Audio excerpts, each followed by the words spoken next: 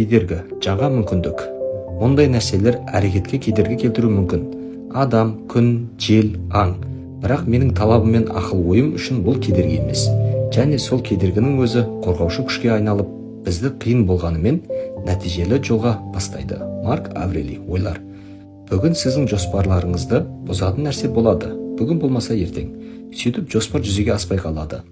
Бір қарағанда солай көрінгенімен, шын мәнінде бұл жамандық емес. Өйткені адам санасы бәріне икемді. Ол үшін жамандықты жақсылыққа, кедергіні мүмкіндікке айналдыратын стоицизм жаттығуын қолдана аласыз. Егер қандай да бір жағдай көздеген мақсатқа уақытында жетуге кедергі келтірсе, сіздің бойыңызда шыдамдылық деген мүмкіндік бар. Қызметкердің қателігі қымбатқа түссе, баға жетпес сабақ алу мүмкіндігі туады. Компьютердегі ақаулық істеп қойған жұмысыңызды жойса, бәрін жаңа парақтан бастауға мүмкіндік.